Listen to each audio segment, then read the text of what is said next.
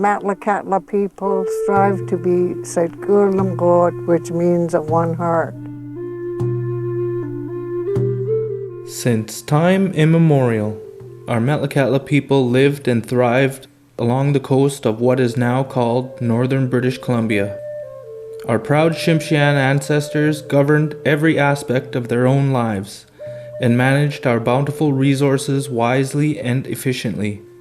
While the land provided essential resources such as timber and wildlife, the sea has always been the heart and life of the Metlakatla people. Our people harvested salmon, halibut, and many other sea resources in a responsible way. These rich natural sources of nutrients brought health and long life to our people. Once European interests found their way to Tsimshian land, however, things changed drastically for our people. The Hudson Bay Company established the trading post of Fort Simpson at what is known today as Loch Williams or Port Simpson, which spurred the arrival of the missionaries. Already a highly spiritual people, many of our Tsimshian people converted to Christianity. In 1862, Duncan convinced 70 Jimsen to move with him back to our ancient village of Metlakatla near present-day Prince Rupert, British Columbia. Over the years, the population of Metlakatla continued to grow until it reached 1,100 members. 15 years later, 800 Metlakatla members moved to New Metlakatla, where their descendants live today. We, the Metlakatla who remain in Canada, made a decision in 1993 to enter into the treaty process with Canada and British Columbia as a means to govern ourselves, to control our laws, and to control our future. It is our hope that this DVD will make it clear to every Metlakatla person why the treaty is so important.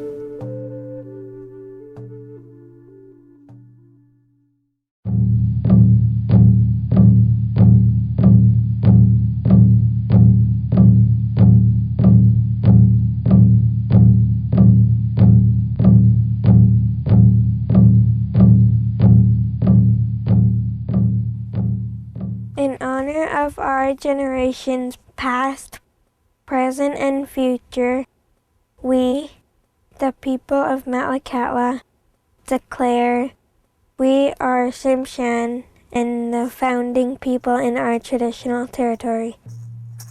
The Metlakatla people traditionally lived on and used these lands for over 8,000 years. In the past, we allowed neighboring First Nations access on our land and waters in exchange for similar access onto their lands and waters. We continue to share portions of our lands and waters with the members of Loch Williams. Recent archaeological discoveries at ancient village sites found in and around our community and DNA evidence verifies that this land was inhabited by our ancestors for millennia. The current village of Metlakatla sits upon about 3 ancient village sites. The village sites here are between 2,000 and 5,000 years old. They've taken ancient DNA from sites throughout the pass and throughout the Prince Rupert Harbor area. The DNA testing has shown that Metlakatla have been here for at least 8,000 years, but archaeological evidence shows that it's been much longer, closer to 9,000 years. Right here is actually petroglyph with paint inside it. So it's got the face. It's almost like a sun shield or something like that. So it's the only one ever that they've ever recorded that has the actual petroglyph, the rock carving with painting in it. It's the only one.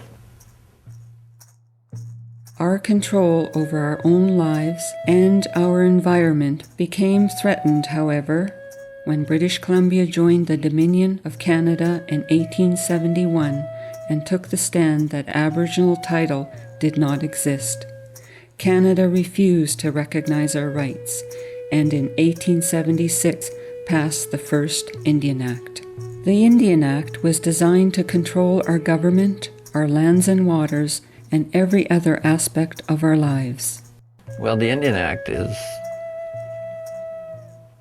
basically the rules that we have to live under. It took a lot of the lawmaking authorities that we had before contact away from us, where decisions were made at feasts. Until a treaty is signed, we don't have control of our lands. We don't have control of our resources. We don't have control of our waters. We're actually wards of the state.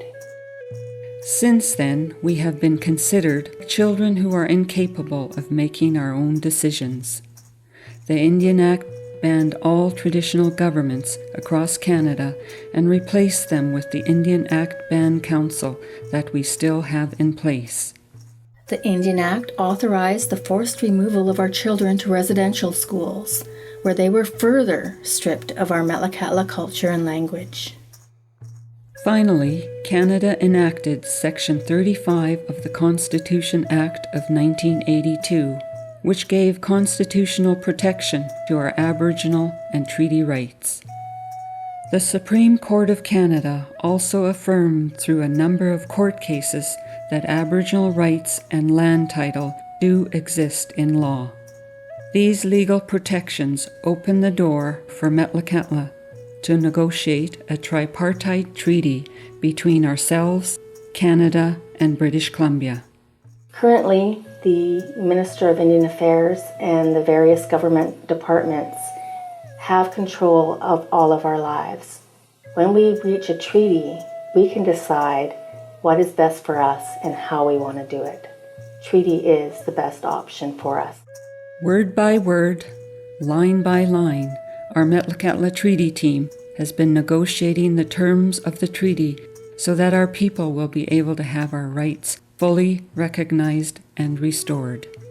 The treaty is the only effective vehicle to ensure that the future of Metlakatla is secure and prosperous. No longer will our people be held hostage by the Indian Act. No longer will we be subjected to the controlling and oppressive bureaucracy of Indian affairs. We will instead be in control of our own lives. It really gives us the right to decide on what our future's going to be.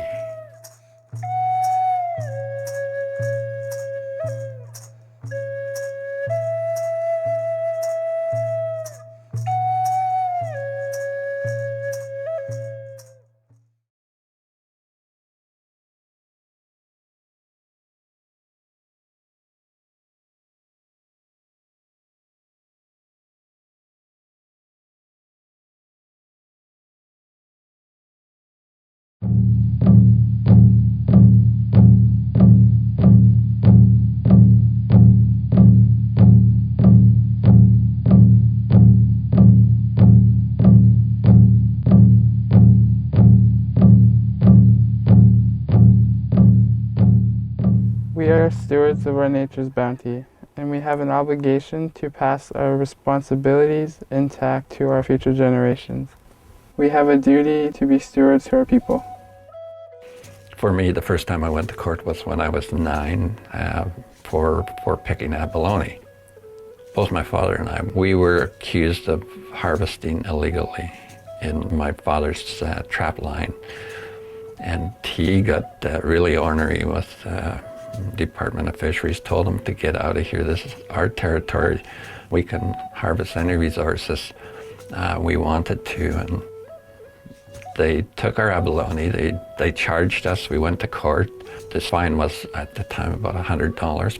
And then we got a record because of that. That's the way it was with a lot of our members. For thousands of years, First Nations people bartered and traded with neighboring communities for the necessities of healthy living. The Department of Marine and Fisheries was created in 1867. Shortly thereafter, the department began to impose harsh restrictions on marine harvesting for BC's Aboriginal people. Our Metlakatla people are no longer allowed to trade and barter our marine resources for commerce. And worse, The government monitors and controls what we use for our own people.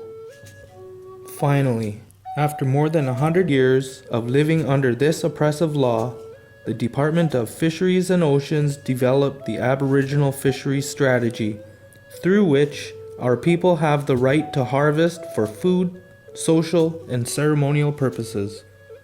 The Metlakatla Fisheries Program participates in this strategy, but this is still not adequate. We must have the freedoms we had prior to contact. We must have the ability and responsibility to fully manage our own resources once again. Metlakatla people have managed the resources of the sea and land for thousands of years. No animal and no marine resources were ever threatened or extinct under our management. Even with the restrictions on our use of our marine resources, Metlakatla continues to harvest responsibly. Ironically, in 2009, under the Sekon inquiry, Canada froze all treaty negotiations on fisheries matters because of the temporary decline of sockeye salmon in the Fraser River. This river is located over 1,000 kilometers south of our lands. Because of this, Metlakatla suspended our participation in treaty negotiations for nearly 3 years. Our stand is no fish, no deal. We have since resumed our negotiations with the clear understanding that we will only ratify a treaty that includes access and management of our marine resources. The marine resources are probably to Metlakatla the most critical element of a treaty, and we will not have a treaty without that. We live near the ocean. It's so beautiful here. We harvest our foods all year long, so we're very fortunate to have all the seafoods readily available. As a result of the reserve system imposed on us, the lands of the Metlakatla people were gradually reduced from 1,940,000 hectares to approximately 9,200 hectares. Missionaries, the Pacific Railway, homesteaders, and big business all wanted and took our lands for their own purposes. The harbor where Prince Rupert now sits was the core of Metlakatla territory, with over 100 village sites. Today we have a good working relationship with the city, and both parties recognize we must still deal with the land issues through comprehensive land claims and through treaty. We are negotiating key lands that will expand our current reserve lands. The treaty will be an enduring agreement between Metlakatla, British Columbia, and Canada that will provide certainty. It will clearly define the borders of our lands and legally protect it against any encroachments on those lands. On treaty settlement lands, no one will be able to set up homes or engage in any type of business without our permission. Furthermore, it will protect the resources on our lands and waters. The responsible and efficient stewardship of our land and marine resources will be managed by our people. With treaty, we will once again be able to preserve and protect our resources, as did our ancestors. You know, the round aspect of how important this is to our First Nations people, because we've been doing it for generations upon generations. So my sisters and I and the rest of the members here in Metlakatla, we all tried to get together to show the next generation of kids how valuable this ocean is that we're so close to. The treaty negotiations give us all the governance authorities. You get to continue to exercise your Aboriginal rights and title. You know, it gives you the right to hunt, to fish, to do everything that you used to in the past. But a treaty defines all of those authorities and rights. And it comes to how we as Metlakatla want to exercise and manage and govern those rights.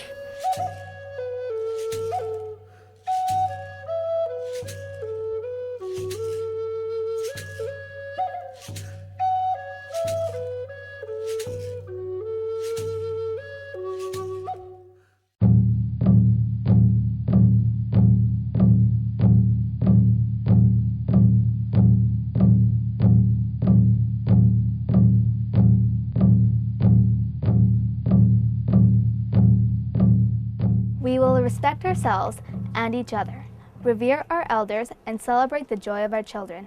We are a distinct people who will defend and protect our culture, history, language, and laws.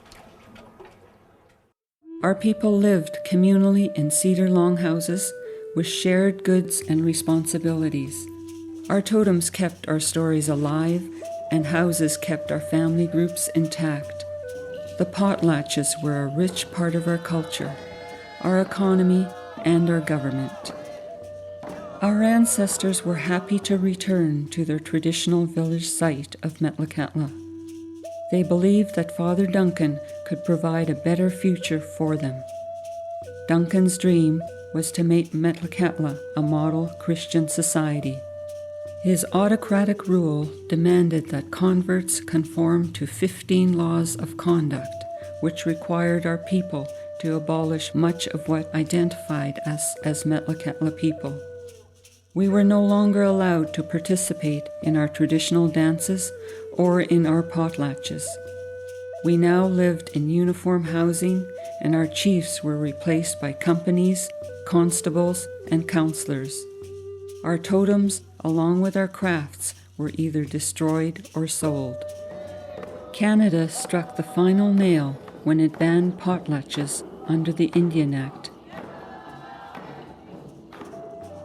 Metlakatla is very proud that today there is a cultural resurgence among our people. Smelliach, the tongue of our ancestors, is being taught in the local school district. Carving is becoming a way of life once more. Many of our members are making their own traditional clothing that they now wear during our potlatches and ceremonies. The Metlakatla Sugiget dancers, largely comprised of our children, remind us of our proud heritage. 2 of our dancers were honored to be a part of the opening ceremonies of the Vancouver 2010 Olympics. With the treaty, our people will have even more opportunity to reclaim our culture. With our successful economic endeavors, our current language program, basket weaving, and regalia projects can more fully extend to all people residing on our territory. The Band Council currently operates our social assistance and counseling programs, but only through Indian Affairs, which must approve every program need we have. Through treaty, we will not lose these critical services, but rather will create better programs designed by our people, for our people, while remaining transparent to our members, the government, and the general public. We are extremely proud of our Head Start and Pre-K programs, especially since they are being run by our own members. And what's this one? Crab. We have a number of our members currently working in the school district actively educating our kids. We are currently developing a new health center that will improve the health of our members living in Metlakatla. Through treaty, we hope to improve upon the services our members will receive because our own people will be in control, not the Department of Indian Affairs. Treaties and the agreements that we're reaching for companies doing business on our territory, the Port Authority and Ridley Terminals, just to name a few, is greatly improving the lives of our members by providing training, skills, and jobs. The Metlakatla Development Corporation, which oversees all of our nation's economic initiatives, currently has a number of ecotourism initiatives underway, such as our Metlakatla Wilderness Trail project. The 10-kilometer-long trail meanders along the coastline, past ancient Metlakatla village sites, and was designed and constructed by our own people. The MDC also operates ferry services for transportation and tourism ventures, and the Grassy Bay gas station.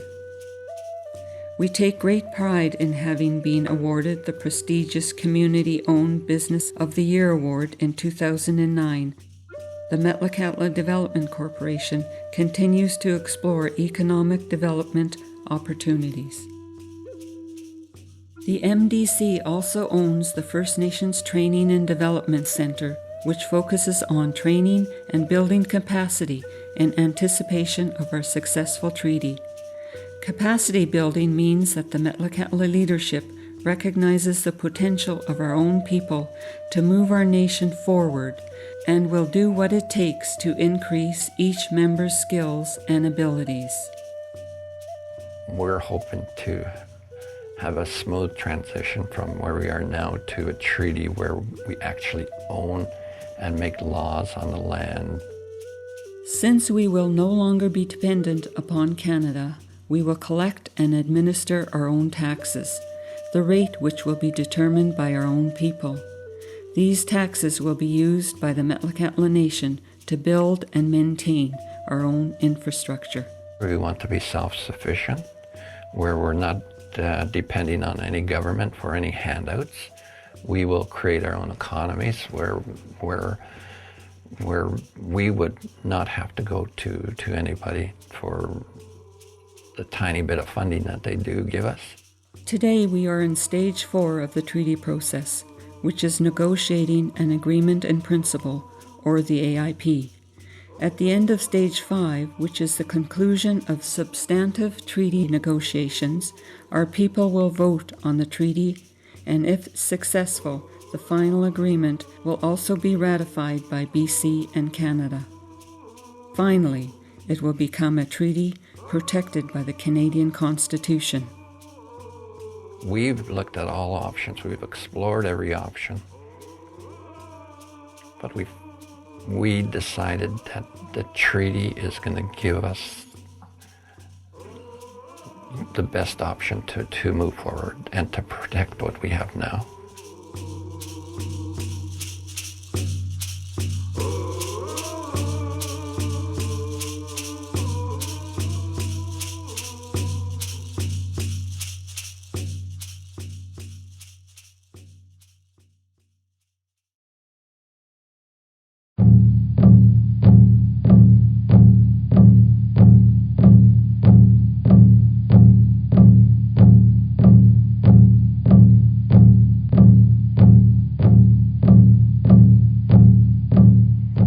The stewards of our territory, which is a gift from the Creator, and as such have a right to live in our land, in accordance with the laws of the Creator and our own customs and laws. We have a duty to share among ourselves. Our traditional Tsimshian governance was complex, with hereditary chiefs who had hereditary rights and titles. We have many hereditary chiefs that govern various areas of our traditional territory. Under each hereditary chief, there are houses and clans to which our members belonged. And the chief that hosted the most potlatches had the highest rank. Legech, the most powerful Tsimshian chief, collected tariffs and maintained control of the Skeena River's trade. Today, beside Highway 16 by Tyee, we could see the ancient pictographs of a human face and traditional copper shields that symbolized his power and influence.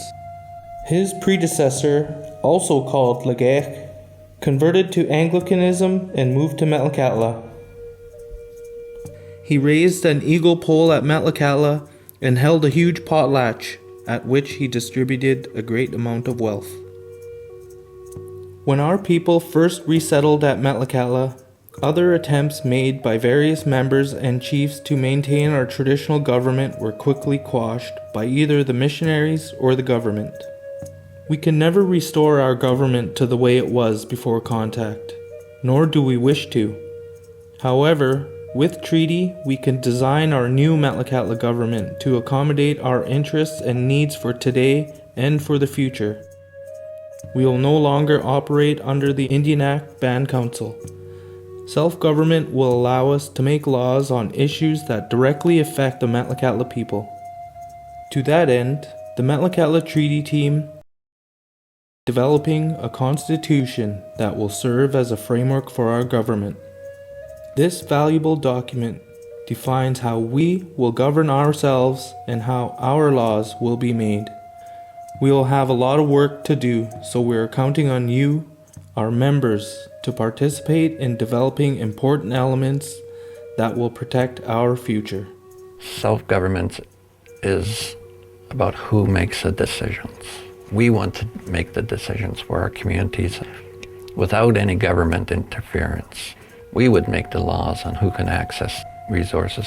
We will be able to protect them.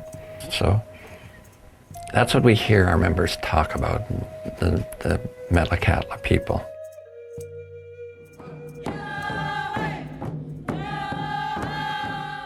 Support our treaty. Together, we could move forward and create a lasting legacy for all Metlakatla people for all time, so that our community, our nation, will once again be Sitkulam Gut, of one heart.